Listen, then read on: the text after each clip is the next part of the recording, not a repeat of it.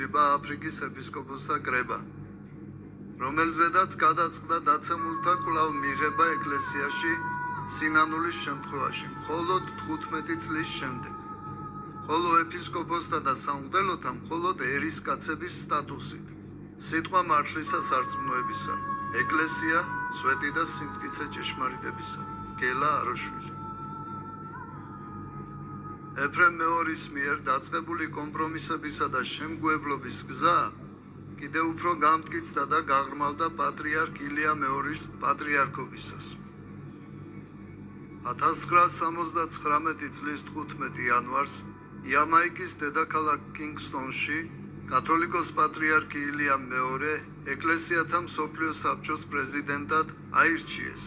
1978 წლის სექტემბერში საქართველოს მართლმადიდებლური ეკლესიის საგარეო განყოფილების თავმჯდომარე ცხუმ აფხაზეთის მთავარეპისკოპოსი ნიკოლოზ მახარაძე ესწრებოდა რომის პაპის იოანე პავლე I-ის დაკრძალვას, ხოლო 1980 წლის 5-6 ივნისს კათოლიკოს პატრიარქი ილია მეორე ოფიციალური ვიზიტით იმყოფებოდა ვატიკანში, სადაც შეხვდა რომის პაპს იოანე პავლე II-ს. საპატრიარქოს მოწვევით 1984 წელს 16 და 17 აპრილს საქართველოში სტუმრად იმყოფებოდა ვენის უნივერსიტეტის პატროლოგიის პროფესორი, კათოლიკე მღვდელი დოქტორი ერნესტ ქრისტოფერ სუტნერი და მისი თანხლები პირი ავგუსტინელთა ორდენის წევრი, ვიუცბურგის მონასტრის წინამძღვარი მამა ცელესტინ პატოკი.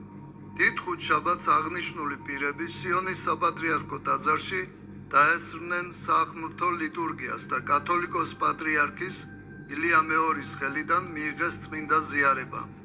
ჟურნალი ჯვარი ვაზისა, გვერდი 17-18, ნომერი 2, 1984 წელი. 10 აგვისტოს სიონის ტაძარში საკვირაო წირვის აღსრულებისას პატრიარქმა ილია მეორემ აზიარა პარიზიდან სტუმრად ჩამოსული ფრანგ კათოლიკეთა ეკუმენისტური ჯგუფი 20 კაცის შემადგენლობით. ჯვარი ვაზისა, 1980 წელი, ნომერი 2. ანტიოქიის კრების მეორე კანონი ამბობს: თუ ეპისკოპოსთა, მღვდელთა, დიაკონთა და სხვა სამღვდელოთაგან აღმოჩნდება ვინმე უზიარებელთა მაზიარებელი, ისიც უზიარებელი უნდა იყოს, როგორც საეკლესიო კანონებში არევა-დარევის შემტანი.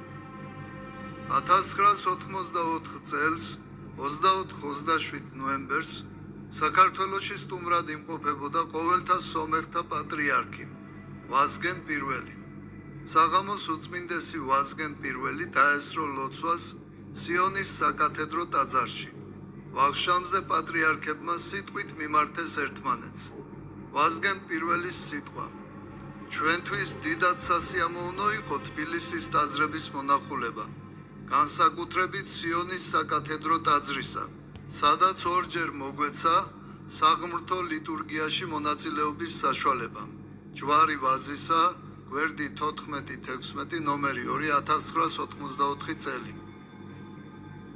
კვირას ეჩმიაძინის საკათედრო ტაძარში სააღმრთო სადღესასწაულო ლიტურგია აღასრულეს ყოველთა სომეხთა პატრიარქმა, უწმინდესმა ვაზგენ პირველმა და უწმინდესმა და უნეტარესმა ილია მეორემ. ჯვარი ვაზისა, 1982 წელი, ნომერი 2.